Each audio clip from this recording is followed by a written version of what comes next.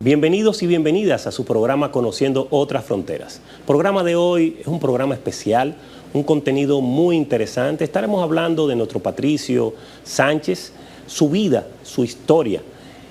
Y además estaremos, como siempre, en el análisis, hablando sobre las elecciones de Ecuador, que próximamente en el mes de abril se estará generando la segunda vuelta. Así como todos los segmentos interesantes que estamos acostumbrados a compartir con ustedes.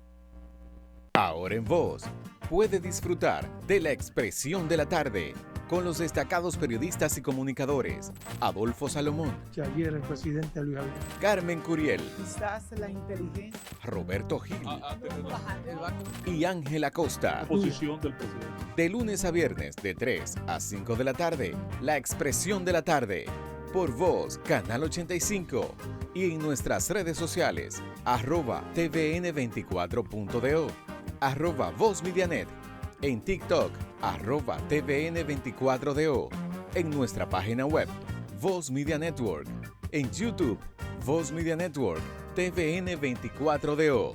llegó la hora de la figura del presidente.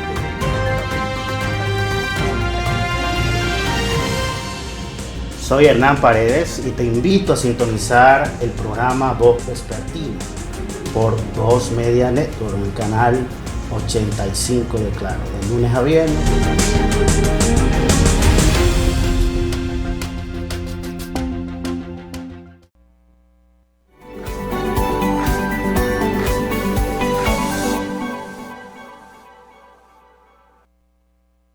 Hola amigos televidentes, en el análisis traemos un tema que nos lleva al cono sur de nuestro continente.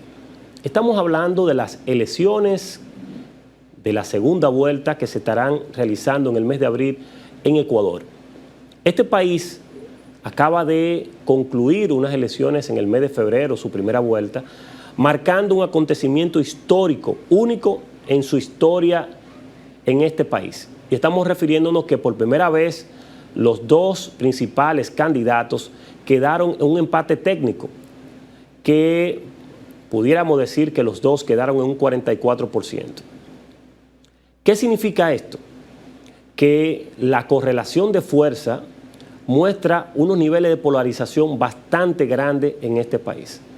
Uno, responden al presidente de turno, Daniel Noboa, que forma parte de los grupos conservadores del Ecuador, y la otra, una mujer con una experiencia importante en estos procesos ciudadanos y que además de eso forma parte de las filas del expresidente Rafael Correa, Luisa González, estarán disputándose la segunda vuelta en un país marcado por la violencia, en un país marcado por una gran inflación económica, en un país con grandes problemas sociales que definitivamente serán determinantes a la hora de la ciudadanía tomar decisiones.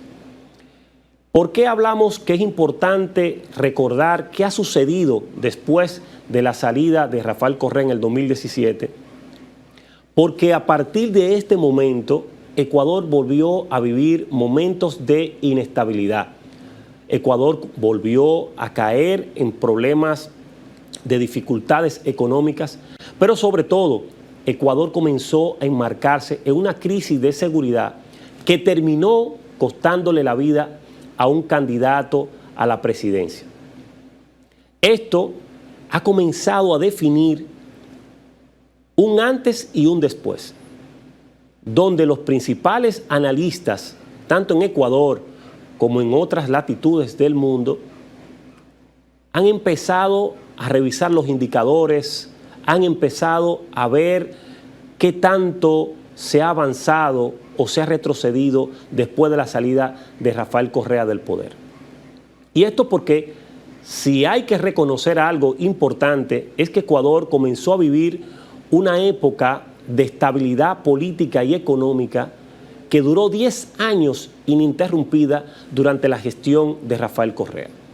Todos recordamos que en el año 1998, una de las figuras importantes en la política de este país había generado una situación bastante crítica cuando comenzó, fruto de sus cercanías con el gobierno norteamericano, a generar acuerdos que favorecieron, primero, la instalación de una base militar en Manta.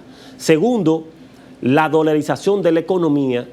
Todos estos aspectos crearon una dinámica bastante dolorosa para el pueblo ecuatoriano que llevó a que los movimientos indígenas, que siempre han tenido mucha incidencia y mucha fuerza en este país, se movilizaran en el año 2000 y terminaran sacando del poder a este presidente que todos lo van a recordar como uno de los presidentes que peor ha gobernado en Ecuador y que además tuvo que auxiliarse para salir del país y terminar en Estados Unidos después de un desastroso gobierno y de unos niveles de corrupción bastante elevados.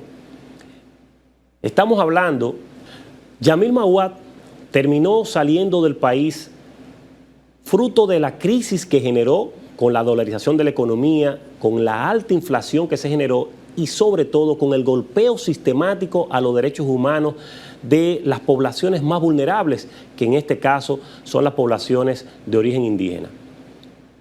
Este acontecimiento llevó a que se realizaran unas nuevas elecciones que ganara Lucio Gutiérrez, quien era un ex militar que había tenido o mantenido un discurso muy popular y a favor de los espacios sociales y de los grupos progresistas de este país de Ecuador.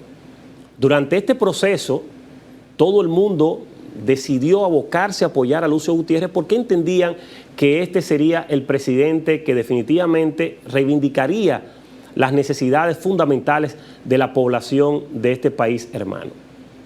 Pero sucedió todo lo contrario. Lucio Gutiérrez comenzó a despachar directamente con los grandes sectores económicos de este país, hizo una alianza estratégica con Estados Unidos hasta el punto que apoyó todo lo que tuvo que ver con los procesos antiguerrillas que habían en la zona y además comenzó a golpear fuertemente a los grupos sociales. Esto llevó a que otra vez los grupos indígenas se levantaran en contra de Lucio Gutiérrez y este tuvo que dejar el poder en el 2005, fruto de una gran crisis social que se generó en este país. Y es entonces cuando un jovencito que había sido ministro de Economía del gobierno de Lucio Gutiérrez decide renunciar durante esta crisis y posteriormente en el año 2006 se postula a presidente de Ecuador, prometiendo transformar todas estas realidades, apoyar mucho más a los grupos sociales y devolver a Ecuador su soberanía económica y sobre todo energética, porque la gran parte de la producción petrolera de este país estaba en manos de transnacionales que explotaban estos recursos sin dejar nada prácticamente a cambio en este país. Correa gana las elecciones y en el 2007 se hace presidente y durante sus 10 años de mandato pudiéramos comenzar a citar grandes logros que permitieron devolver la estabilidad de este país durante 10 años, renovar y transformar económicamente este país, pero también generar procesos que permitieron institucionalizar la democracia en este país. Y podemos citar cómo este logró amarrar acuerdos importantes con las compañías petroleras para devolverle a Ecuador el 99% de los beneficios que eran extraídos de esta explotación energética. Además de eso, logró que se cumpliera el acuerdo de que Estados Unidos devolviera la base militar de Manta y que esto pasara al dominio total del pueblo ecuatoriano. Ni decir cómo los recursos que se comenzaron a lograr del petróleo se invirtieron en mejorar y transformar la educación, en garantizar unos mejores salarios para los maestros, pero además invertir en grandes infraestructuras educativas que comenzaron a mostrar una transformación de la realidad de este país y que además se comenzó a colocar como uno de los países con mayores avances en el desarrollo económico, sacándolo de la pobreza para convertirlo en un país de clase media alta.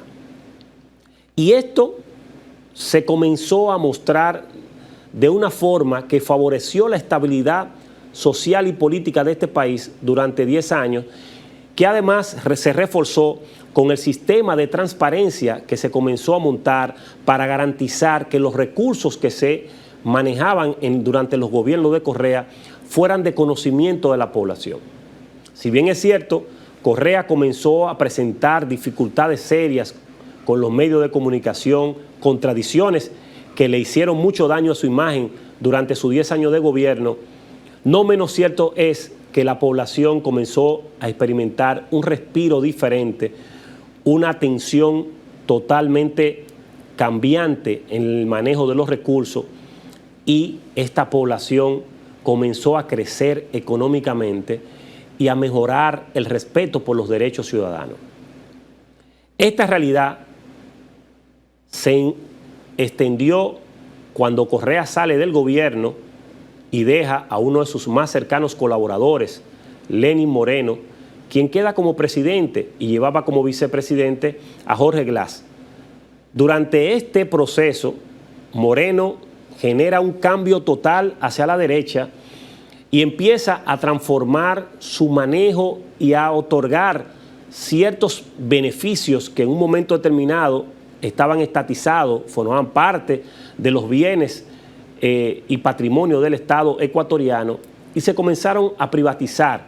Esto generó contradicciones serias con el vicepresidente Jorge Glass, que llevaron a que se crearan unas acusaciones en el marco del estallido que generó la ola de Odebrecht en toda América Latina, y Jorge Glass fue acusado de corrupción, sacado del poder y mantiene prisión hasta el día de hoy. ¿Qué provocó todo este acontecimiento? Otra vez Ecuador vuelve a generarse una inestabilidad política que choca fuertemente a esta nación. Otra vez Ecuador pierde las garantías ciudadanas de respeto a los derechos fundamentales. Otra vez Ecuador vuelve a tener conflictos con los grupos que conviven en los sectores populares, sobre todo los grupos indígenas, por el manejo de y respeto a sus derechos fundamentales. Pero lo peor de todo esto es que otra vez Ecuador vuelve a tener niveles muy altos de inflación a nivel económico, que comenzó a minar esa estabilidad que tenía esta nación, y con ello trajo mucha inseguridad que al día de hoy se ha convertido en uno de los países más inseguros de América Latina. Y estos son de los elementos que están en juego en estas próximas elecciones. O mantener el statu quo, que solamente garantiza beneficios para algunos sectores de la sociedad ecuatoriana, o procurar volver a esa estabilidad que durante 10 años permitió dignificar la vida del ecuatoriano, garantizar seguridad, tranquilidad y permitir que la democracia se pudiera institucionalizar, y que cada uno de los factores que fortalecían esta nación y la hacían una de las más estables de América Latina durante los 10 años de Correa pueda volver a resurgir. Es parte de las tareas que se van a dar los ciudadanos ecuatorianos en las próximas elecciones de ahora de abril, donde el presidente Daniel Noboa se enfrentará a la líder de la Revolución Ciudadana, Luisa González.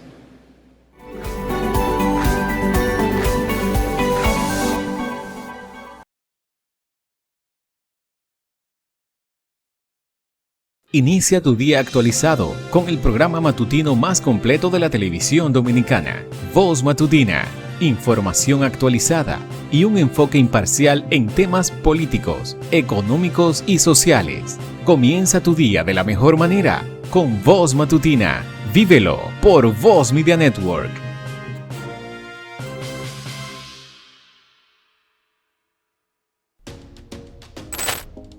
El análisis político, el análisis económico, la opinión, no se la pierdan en Voz Media Network todos los domingos a las 5 de la tarde. Hablando conmigo, hablando que uno se entiende.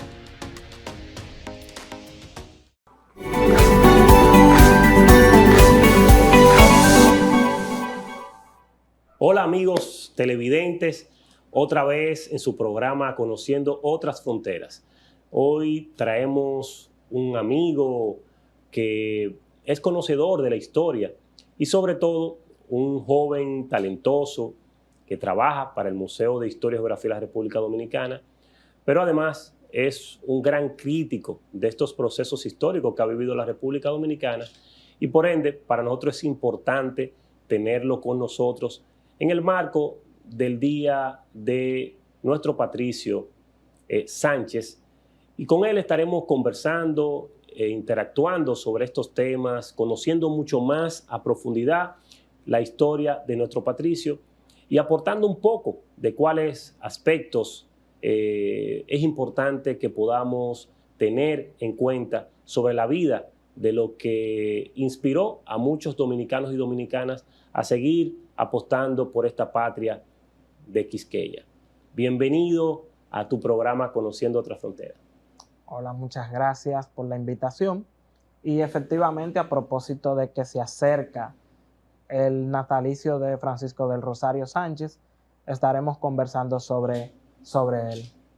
No, excelente. Tú sabes que una de las cosas que es interesante para comenzar a hablar de nuestro Patricio es entender cómo llega esa conexión entre Duarte y Mella a darse, sobre todo entendiendo que nuestra historia es de los pocos países del mundo que tiene 3 padres de la patria.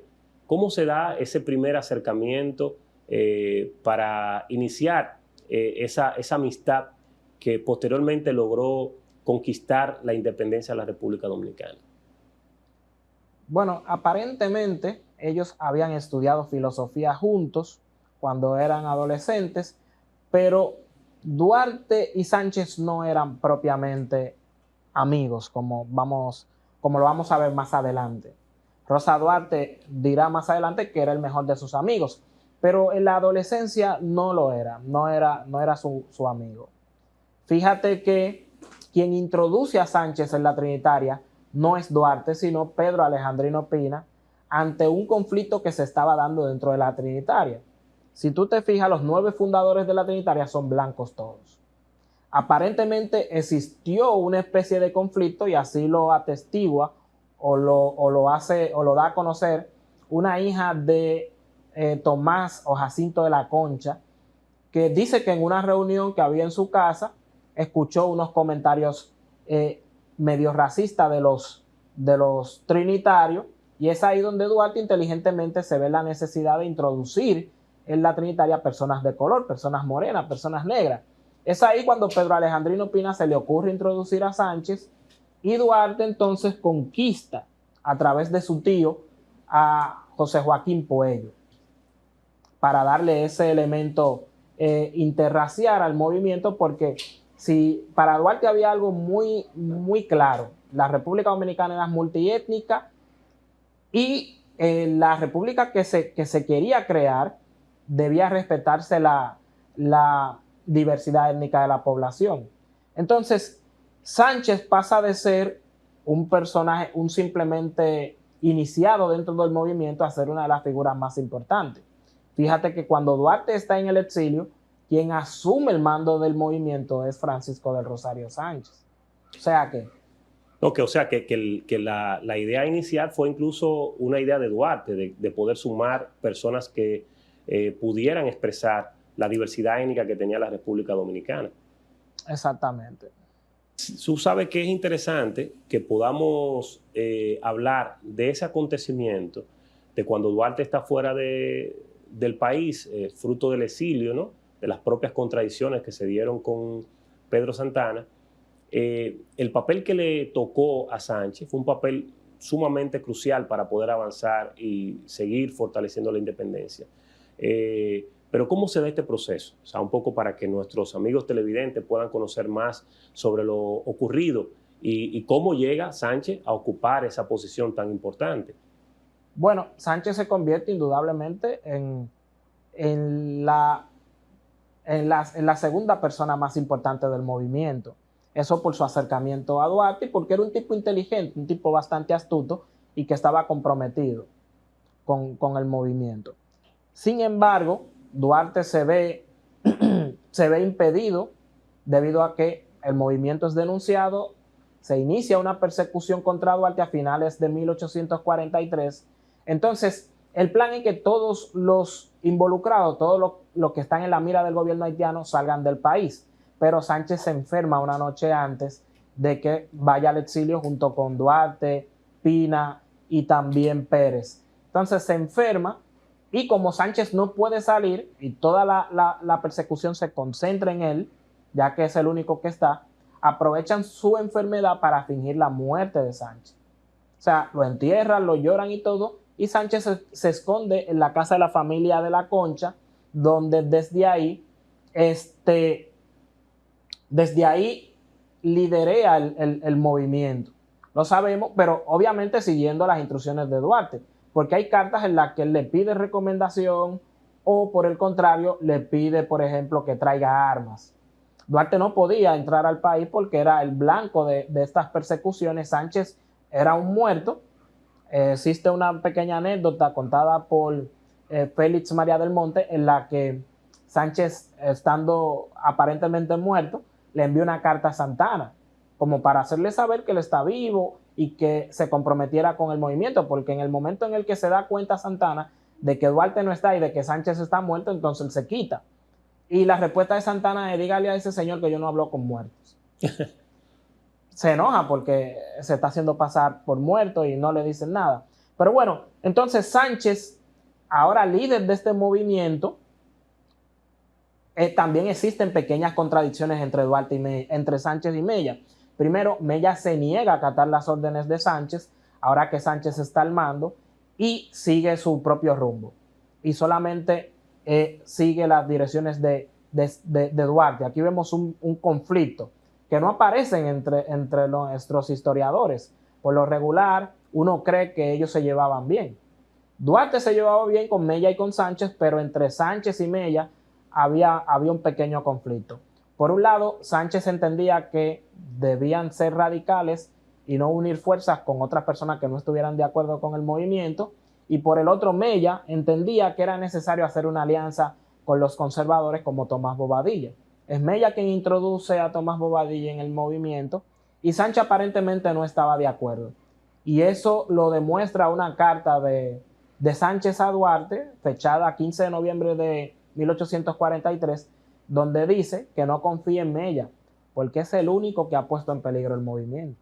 Y haciendo referencia a que Mella se ha unido a los conservadores, o por lo menos ha creado una alianza con los conservadores, que fue esa la que realmente declaró la independencia la noche del 27 de febrero, la facción de Mella. Fíjate que tú has dado un dato muy interesante, y es que para todos ellos eran tres grandes amigos, tres figuras que siempre estuvieron de la mano en estos procesos de la independencia de la República Dominicana. Sin embargo, fíjate las contradicciones que daban, y el único que podía manejar esas contradicciones era Juan Pablo Duarte, que es un dato sumamente interesante para nuestros seguidores, que quizás, estoy casi seguro, que no manejaban esta información. Pero es interesante poder explicar un poco más sobre el proceso de la independencia. Tú señalabas en tu última intervención que casualmente el grupo, esa tendencia que tenía diferencias con Sánchez, la que dirigía Mella, fueron los que proclamaron la independencia. Y ahí, ¿cómo se da este acontecimiento? De una manera que fue para muchos una sorpresa de la forma que se hizo, pero terminó dando los resultados de esta independencia que ya hoy todos tenemos la oportunidad de disfrutar. En esa misma carta del 15 de noviembre de 1843, Sánchez da a entender que la independencia estaba planeada para diciembre de 1843. ¿Qué pasa? En diciembre de 1843, el ejército haitiano pide a los regimientos 31 y 32 del ejército que estaban en Santo Domingo y que estaba compuesto por dominicanos y se contaba con ellos para la independencia. Por otra parte, Mella estaba preso en ese momento y lo sueltan en enero. Además, Duarte no estaba presente. El plan era que Duarte estuviera presente porque Duarte venía con unas armas. En vista de que los conservadores, el grupo de los afrancesados, vamos a decirlo así, dirigidos o encabezados por Buenaventura Báez, estaba planeando la independencia para abril, los independentistas entonces fijaron fecha para 20 de febrero. Pero luego, por cuestiones que son fruto de aquellas contradicciones que se daban, finalmente decidieron que era la noche del 27 de febrero.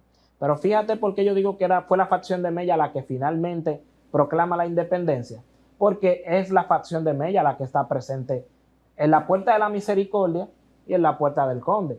¿Quién es la primera persona que llega a la Puerta del Conde la noche del 27 de febrero?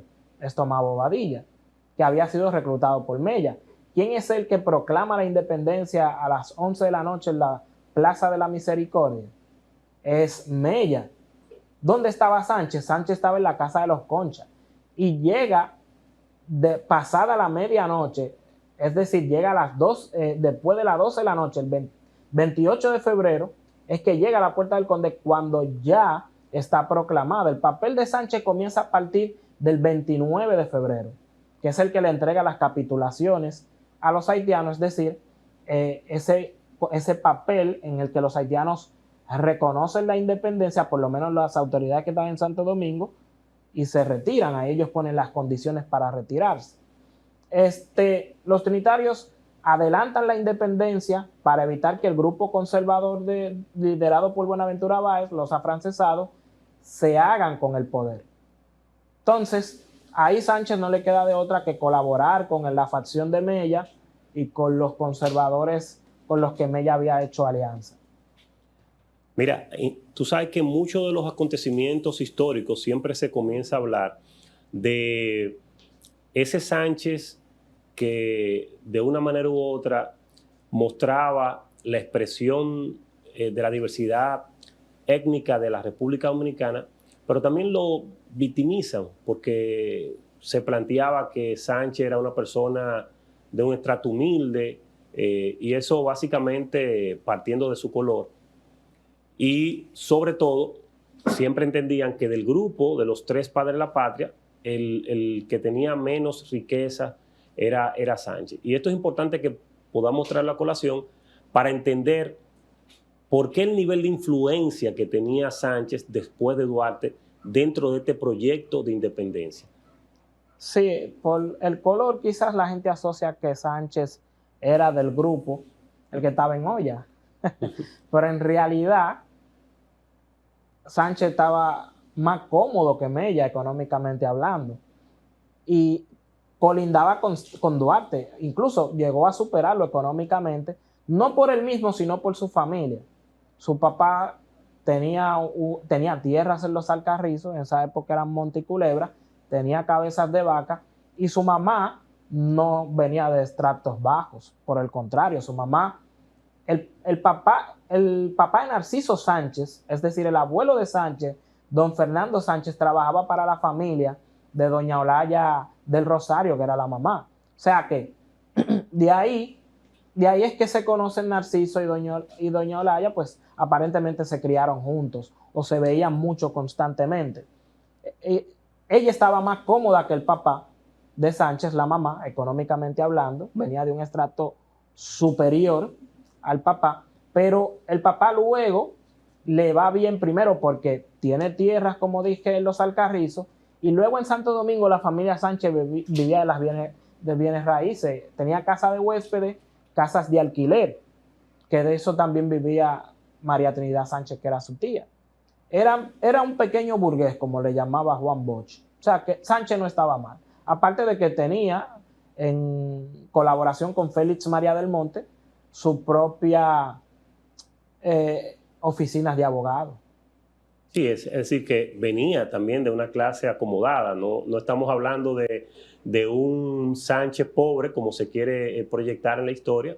Era una persona que incluso, de acuerdo a sus orígenes, en términos económicos, como tú has señalado, tenía los mismos niveles económicos que Juan Pablo Duarte.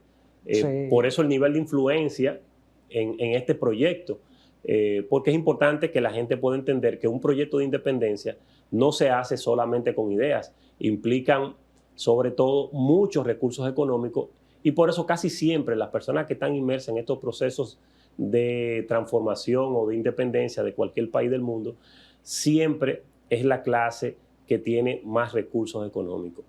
Tú sabes que, retomando esta parte, es interesante comenzar a analizar de dónde, a qué corriente del pensamiento respondía Sánchez, porque esa es otra de las interrogantes que se hace siempre cuando estamos conversando en los debates, hablando de la visión ideológica de Juan Pablo Duarte, de la visión ideológica de Mella, igualmente que de Sánchez, y casi siempre se piensa que los tres estaban inclinados en la misma visión que tenía Juan Pablo Duarte. Y es importante que podamos comenzar a analizar de dónde provenía esa visión ideológica de Sánchez. Sánchez perteneció a todas las facciones políticas de su época. Sánchez es lo que se conocería hoy como un tránsfuga. Sánchez primero perteneció a los trinitarios, se desliga de los trinitarios estando Duarte aquí, de ahí la enemistad. Hay una carta de Juan Isidro Pérez donde le dice a Duarte que le dice, háblale a Sánchez, a ese benemérito y desgraciado. O sea, había algo en el corazón de Duarte que no le permitía hablarle a Sánchez. Y la razón era porque Sánchez, en el momento en el que Duarte es proclamado presidente, que Santana da el golpe, que toma posesión del gobierno, Sánchez pasa a formar parte de la Junta Gubernativa de Santana, es decir, se desliga automáticamente de los duartianos y pasa a ser santanista. Duarte se entera de esto, estando todavía preso en Puerto Plata, y termina pues enemistándose con Sánchez. Por eso no hay una sola comunicación después de eso. Sánchez después, por algunas protestas que hizo en favor de sus compañeros exiliados por Santana, pero Sánchez, por ejemplo, pasa a ser jimenista. Por eso, en el primer juicio que se le hace contra Duvergé, Santana lo nombra fiscal. ¿Sabe para qué? Para que sea Sánchez, un jimenista, el que condene a muerte a Duvergé. Que Sánchez fue el fiscal del primer juicio que se le hizo a Duvergé, que era ya Santana buscando vehículos legales para matarlo. Sánchez participa como fiscal en ese absurdo de juicio. Y bueno, sale airoso en este caso Duvergé, pero ahí vemos que Sánchez era jimenista. Luego es exiliado nuevamente y cuando regresa siendo santanista. Vemos, por ejemplo, un artículo que él escribió para un periódico de la época donde él llama a Pedro Santana libertador de la patria y bendecido por la providencia por haber salvado a la patria tantas veces, a pesar de que años antes Santana le había matado un hermano y una tía. Entonces, cónchale. Luego, Sánchez se desliga completamente del santanismo y pasa a ser baecista, que esa va a ser su predilección política o ideológica. Él se hizo baecista. En el caso de Mella, por ejemplo, Mella pasa de ser duartista a ser santanista. Y ahí queda también. Mella se desliga de Santana en el 1861 cuando Santana anexa el país a España. Pero Sánchez también fue baecista. Es decir que, señores, cuando tú revisas la historia, tú te das cuenta por qué Duarte es el gran ideólogo de la independencia nacional y por qué el verdadero padre de la patria, porque mantuvo siempre una visión firme y coherente desde el primer día hasta el final de sus últimos días, de lo que tenía que ser la independencia y de cómo debía de ser la independencia, que tenía que estar enfocada en garantizar la soberanía del país, pero también donde todos los dominicanos y dominicanas, sin importar el color de piel, pudiéramos gozar de esos beneficios que nos diera la independencia. Tú sabes que es interesante que podamos analizar esa parte de ya final de Sánchez, cómo muere Sánchez y qué provoca esto, porque ante la historia ese es el sello que muestra la valentía de él, pero que, si se quiere, todos pensamos que siempre tuvo una trayectoria marcada de coherencia en favor de los intereses más sanos de la patria, como así lo hizo Duarte. Entonces, que podamos ver esa parte de la historia, cómo se da este acontecimiento y cómo llega hasta esa parte ya final de su vida. Mira, fíjate que Sánchez es un caso extraordinario. Sánchez efectivamente lo vemos firmando el manifiesto del 8 de marzo, que es un manifiesto en el que el país le cede a perpetuidad a la península de Samaná. Lo vemos más tarde, por ejemplo, cuando Duarte y José Joaquín Puello ordenan a la Junta, dan un golpe de Estado el 9 de junio de 1844 y ordenan el apresamiento de Bobadilla, Caminero, Báez y Del Monte, y es Sánchez que les avisa para que se escondan. O sea, ahí vemos que está constantemente traicionando los ideales de Duarte, ¿verdad? Entonces, ya al final de sus días no fue diferente, porque en el 1861 Santana anexa el país a España y Sánchez es uno de los primeros que se opone a esta anexión, pero no lo hace por amor a la patria, dicen algunos, incluso contemporáneos de él. Lo hace porque fue Santana y no Báez, porque el movimiento de Sánchez estaba siendo financiado por los Báez. O sea, que ese movimiento era baezista, ese movimiento contra Santana o contra la anexión en ese momento. Lo dice, por ejemplo, Damián Báez. Si los santanistas entregaron el país a España, fueron los baecistas los que lo liberaron con la muerte de Sánchez. O sea, que reconocen de que Báez tuvo que ver en ese asunto. En esa época, en un periódico francés, 1862, un año después de la muerte de Sánchez, aparece un comentario de Manuel María Valencia que dice, o Manuel María Gautier, que dice: si Sánchez se opuso a la anexión, fue por tratarse de Santana, pero a Sánchez le hubiese dado lo mismo, que el país hubiese sido anexado a España, siempre y cuando hubiese sido Báez. O sea que todavía siendo él en su época, se cuestionaba este asunto. Pero bueno, lo importante es que murió tratando de evitar ese error tan grande que fue la anexión. Se pudiera decir que fue un mártir, el primer mártir de la restauración. Y bueno, en consecuencia a la República Dominicana le pareció bastante positivo que Sánchez haya dado su vida por la patria, porque en ese momento se convirtió en el padre de la patria. Sánchez fue el primero de los tres en ser nombrado padre de la patria, o ser considerado padre de la patria. Duarte comienza a partir de 1884 y eso crea un conflicto entre los duartistas y los sanchistas, que eran en realidad Duarte versus Báez.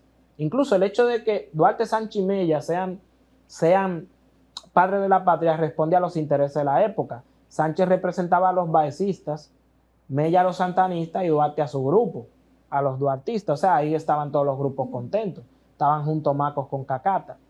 Al final de la jornada, lo que tuvimos fue una forma bonita de darle salida y de complacer los intereses de los conservadores para que Duarte no fuera definitivamente proclamado como el verdadero padre de la patria. Había muchos intereses. La familia de Sánchez, por ejemplo, en esa época tenía buenas posiciones en el gobierno. Un hijo de Sánchez, por ejemplo, era ministro de Lilis y siempre boicoteaba cualquier intento de que a Duarte se le proclamara padre de la patria. Por eso cuando se presenta la idea de crearle una estatua a Duarte en el parque que hoy lleva su nombre, los Sánchez se opusieron. Es Trujillo que tiene que hacerlo 35 años después, ahí en el Parque Duarte, la famosa estatua que conocemos. O sea, es impresionante, pero es interesante porque al final de la jornada nuestra historia es importante conocerla siempre en todas sus dimensiones. Hay siempre méritos que guardan cada una de nuestras figuras históricas que no debemos dejar de lado, pero tampoco es importante que se oculten las informaciones que permiten ver todas las etapas en las que han estado nuestros héroes, para que a partir de ahí definamos con propiedad quiénes han sido coherentes en el ámbito de defender la patria. Finalmente, Edward, es importante para nosotros que tú como joven de estos tiempos y un gran conocedor de la historia, como lo ha hecho de manera magistral, diría yo, que puedas darnos una pincelada final sobre la figura histórica de Sánchez, sobre lo que debemos recordar de él y aquellas cosas que también pudiéramos decir que fueron parte de esos elementos que ocultaron o que quizás arrojaron poca luz a los aportes que hiciera en el marco de la independencia. Bueno, fíjate que Sánchez, a Sánchez hay que verlo positivamente, o sea, hay que verlo dentro de su contexto histórico, hay que ver sus virtudes y defectos, pero yo creo que si ya ha sido nombrado padre de la patria, lo correcto sería ver ya lo positivo, porque incluso Duarte también pudiera tacharse de negligente en algunos aspectos. Mella también tuvo sus defectos, pero imagínate, son humanos, y aparte de que son humanos, así es la política dominicana, así es la política criolla. Era Duarte, que quizá era un sobrehombre, un superhombre, que tenía unos ideales muy altos para el gallinero que teníamos nosotros de país en ese entonces, un tipo muy educado. Pero Sánchez simplemente lo que reprodujo fue el pensamiento político de la época y era un dominicano promedio en el sentido político del asunto, con el que esté arriba, pero hay que ver lo positivo, que fue sus aportes a la independencia. Si sin Sánchez no se hubiese dado la independencia, porque cuando Duarte se entera de su muerte fingida, Duarte dice, bueno, se jodió esto. O sea, él reconoce que sin Sánchez el asunto se hubiese ido a pique. Es sumamente interesante porque pudimos hacer un recorrido histórico por la vida de nuestro patricio y además profundizar en estos elementos históricos que permiten que quienes nos siguen a través de Conociendo Otras Fronteras puedan seguir profundizando su conocimiento. Esperamos verte en un próximo programa y seguir analizando estos contextos históricos que son tan importantes para poder entender el presente y sobre todo avanzar en el futuro.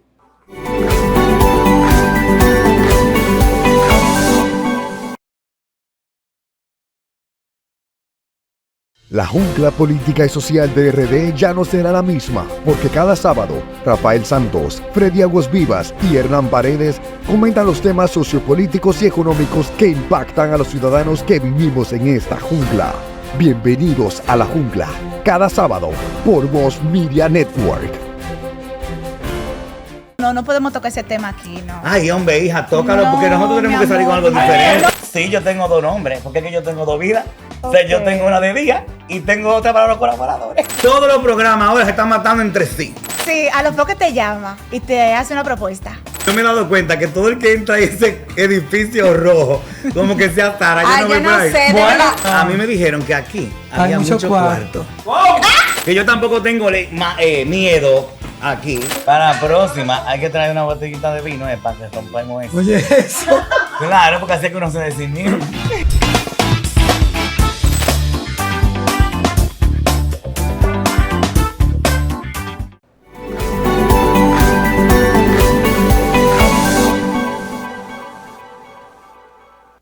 Buenas tardes, queridas amigos y amigos televidentes de BE, su canal Conociendo Otras Fronteras y Voz Media. Bueno, su programa Conociendo Otra Frontera y su canal Voz Media. Espero que se encuentren muy bien el día de hoy. Permítame antes comenzar diciendo felicidades a todas las bellas damas de República Dominicana y del mundo entero que nos puedan estar viendo. Ayer fue el Día aquí de la Mujer, si no me equivoco fue el 8 de marzo. Entonces, felicidades a todas ustedes. El domingo hoy que nos toca hablar de panorama económico, es un panorama económico muy geopolítico el día de hoy. Específicamente vamos a tratar cuál es la realidad que está detrás de Ucrania y los Estados Unidos a nivel mundial. Y bueno, Europa, ¿para dónde va la economía mundial? Comencemos diciendo que la economía mundial básicamente ha estado creciendo en el 2024 alrededor de un 3, por encima en 3.1, 3.2 más o menos, acuerdo a datos del IFMI, que puede colocar aquí en un gráfico que les traemos nosotros el día de hoy. Pero básicamente lo más interesante de esto es que esta relación que se tiene en cuanto a la economía mundial, estamos diciendo que la mayoría quienes tienen el mayor peso en esto es Estados Unidos, China, India, y luego entonces podemos decir, si lo vemos desagregadamente, países de la Unión Europea. Pero la Unión Europea en su conjunto, recuerden, son 27 países, contempla aproximadamente el 16% de todo el PIB, o mejor dicho, de toda la producción económica mundial. Dicho esto, fíjense de nuevo, desagregadamente ya como en sexto, séptimo lugar comienza bien la Unión Europea, quizá un poquito antes puede ser con Dinamarca, estoy perdiendo el orden, pero yo sí sé que está Estados Unidos, China, India, eso está entre los primeros 4, eso es seguro, pero de manera desagregada es así. Ahora, de manera agregada, conjunta, sí podemos estar visualizando que la Unión Europea representa un porcentaje bastante interesante de todo lo que es esto. Muy bien, dicho esto, todos ustedes y nosotros vimos la situación desastrosa que se pasó en el despacho Oval con relación a Trump y Zelensky. En este caso no voy a entrar en detalle porque no soy un experto analista de lengua, de corporal. Sin embargo, sí lo somos en el sentido económico en esta parte. Recordemos que básicamente tengamos memoria que Inglaterra, o mejor dicho, Reino Unido, había ya hecho ojito bonito a Ucrania para sus tierras raras. Ahora Estados Unidos viene, le hacen esto. Unos colegas míos mencionan analistas que esto pudo haber sido una trampa para Trump, otros dicen que fue Trump que le puso una. Independientemente, lo real es que todos nosotros podemos ver de una manera sencilla que se está dando una disociación entre lo que es Estados Unidos, actualmente la actual administración del presidente Donald Trump, con relación al presupuesto. Es un enfoque mayoritariamente interno y pragmático. Bueno, interno y regional, a las Américas para los americanos en ese sentido, pero es más pragmático en el sentido de que necesita sacar eso. Y como vamos a ver ahora en unos gráficos, podemos estar viendo en este gráfico de acá de cómo está compuesto el PIB de la Unión Europea, y podemos estar viendo que de esto la mayoría de las economías europeas que están liderando son Alemania, Italia y Francia. En ese sentido, España ya viene en un lugar importante, pero mucho más resumido. Dicho esto, ¿qué pasa? Tenemos que hay una lucha de intereses entre lo que son todos los intereses de estos tres países. No se han puesto de acuerdo, se vio en la cumbre del domingo pasado, que en la foto no salió von der Leyen, que es la mandamás de la Unión Europea, en rueda de prensa con el primer ministro del Reino Unido, Keir Starmer, y por ende podemos estar viendo de que en realidad la ayuda hacia Ucrania no es lo importante, sino es la forma en la cual ha pasado. En el gráfico que menciona básicamente cuál es el tipo de ayuda, ustedes pueden estar viendo ahora mismo en verde que Estados Unidos es el mayor, vamos a decir, no donante, pero sí es el mayor, vamos a utilizar este término donante, que permite integrar de manera gratuita, o le dio de manera gratuita, toda la forma de ayuda que le prestó. En contraprestación a Europa, que Europa poca ayuda dio y más préstamos otorgó. Entonces, en este sentido, el panorama económico que está planteando el presidente Trump es que, mira, si bien es cierto que Estados Unidos, si lo miramos de una forma conjunta, la Unión Europea, que no es un país, ojo en esto, la Unión Europea, que no es un país, ha dado más o menos relativamente un 50% de la ayuda total. Eso estamos diciendo que son casi 200,000 y pico de millones de dólares en dólares estadounidenses. No menos cierto es que Estados Unidos de manera solitaria ha podido otorgar ese mismo monto, y de una manera entonces que en su mayoría de esta ayuda estamos diciendo en otro gráfico cuál es el tipo de ayuda, cómo está. Estamos diciendo que la ayuda básicamente viene principalmente de manera militar, son 67,000 millones de dólares, y de manera financiera 124,000 millones de dólares. O sea, 124,000 millones de dólares, de los cuales la mayoría han sido dados así, como se dice en inglés, granted, regalado. No, eso ciertamente no es así. Por lo tanto, estamos viendo ahora mismo un panorama económico que lo que va a terminar es dando, como potencialmente se puede prever, son 3 escenarios. El primer escenario que podemos decir va a estar permitiendo a la Unión Europea tener que ceder ciertos acuerdos con Estados Unidos unilateralmente para luego entonces entregar Ucrania de una manera más o menos que, vamos a decir, en forma de vasallaje corporativo y estatal. En ese sentido, ese es el primer escenario. El tema de la seguridad ya es un tema muy aparte que podemos tocar. Sin embargo, esa seguridad ustedes pueden estar seguros que en el primer escenario va a estar dado por un conjunto de países, entre ellos Rusia va a estar dentro de eso. Eso es a lo que se va a llegar, si se quiere llegar pragmáticamente. Si no, el escenario más crítico sería una guerra, y lamentablemente esperemos que no suceda este escenario realmente. Miren que hasta se me va la saliva.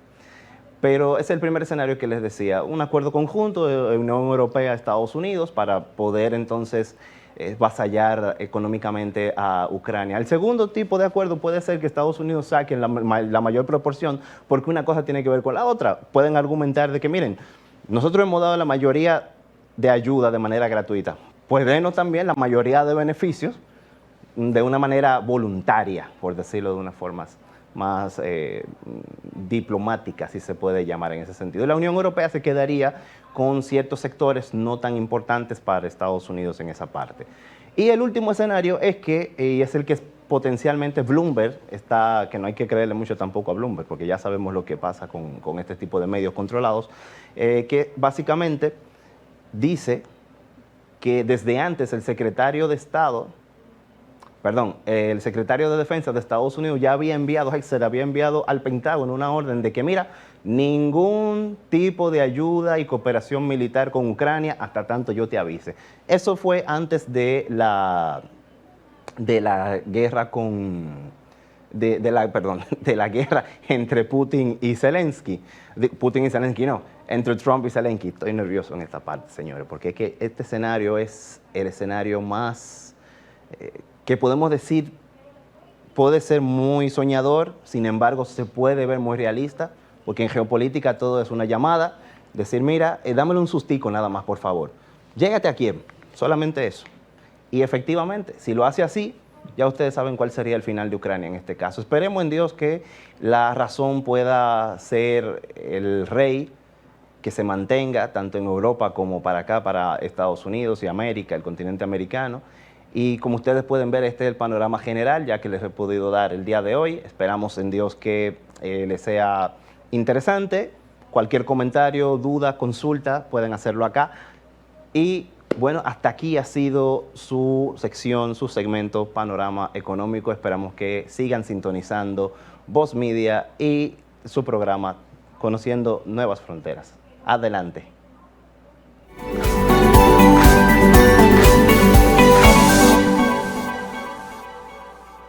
Ahora en Voz, puede disfrutar de La Expresión de la Tarde con los destacados periodistas y comunicadores Adolfo Salomón, Que ayer el presidente Luis Abinader. Carmen Curiel, Quizás la inteligencia. Roberto Gil y Ángel Acosta. Posición del presidente. De lunes a viernes de 3 a 5 de la tarde, La Expresión de la Tarde, por Voz, Canal 85, y en nuestras redes sociales, @tvn24.do.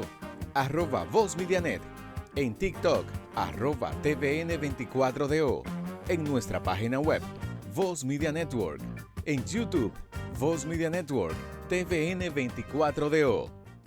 Inicia tu día actualizado con el programa matutino más completo de la televisión dominicana, Voz Matutina, información actualizada y un enfoque imparcial en temas políticos, económicos y sociales. Comienza tu día de la mejor manera con Voz Matutina. Vívelo por Voz Media Network.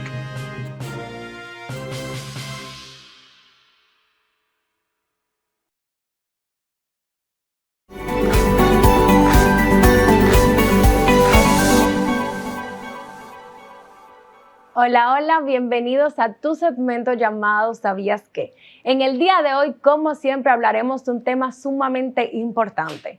¿Sabías que este es el mes de la mujer? Bueno, si no lo sabías, aquí te lo cuento todo.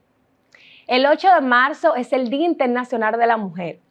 Este se conmemora cada año. Es una fecha dedicada a reconocer la lucha histórica de las mujeres por la igualdad, el reconocimiento de sus derechos y su participación en todos los ámbitos de la sociedad. El Día Internacional de la Mujer tiene sus raíces en los movimientos obreros y feministas de finales del siglo XIX y principios del XX. Uno de los eventos más recordados es la huelga de trabajadoras textiles en Nueva York en el año 1908, donde se exigían mejores condiciones laborales, reducción de jornada y el derecho al voto. En el año 1910, en la Conferencia Internacional de las Mujeres, se propuso establecer un día para reivindicar los derechos de las mujeres, pero no fue hasta el año 1975 donde la ONU reconoció oficialmente el 8 de marzo como el Día Internacional de la Mujer. Esta forma marchas y manifestaciones en muchas ciudades del mundo, que se realizan marchas para exigir igualdad y derechos, charlas y conferencias. Se organizan eventos para reflexionar sobre los avances y desafíos de las mujeres y, por supuesto, campañas. Este día es para celebrar los logros de las mujeres, hasta dónde hemos llegado y lo mucho que hemos avanzado en los derechos de la mujer. Hasta aquí llega el segmento del día de hoy y, por supuesto, nos vemos en una próxima entrega.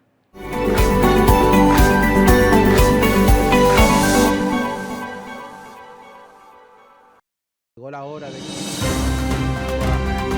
figura del presidente.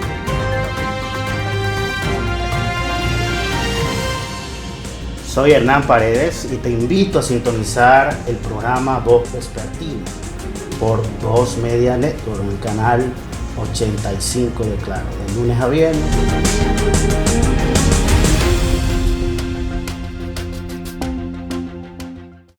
Te invitamos a que cada día, de lunes a viernes, de 6 a 7 de la noche, nos acompañe a su espacio Conexión.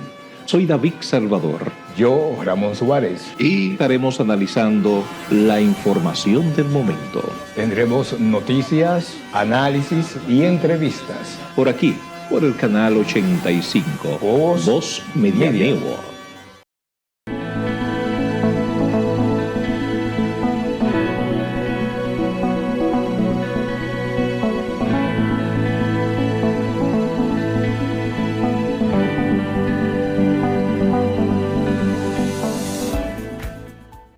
Hemos llegado al final del programa del día de hoy. Como siempre, esperando que el contenido haya sido de su interés y que estos conocimientos sirvan para fortalecer cada día más la forma de ustedes ver y pensar sobre la realidad que tenemos en el mundo de hoy. Simplemente la invitación es a que sigan conectados a este canal Voz Media y que nos sigan en nuestras redes sociales conociendo otras fronteras. El próximo domingo a las 12 del mediodía es la cita con su programa Conociendo Otras Fronteras.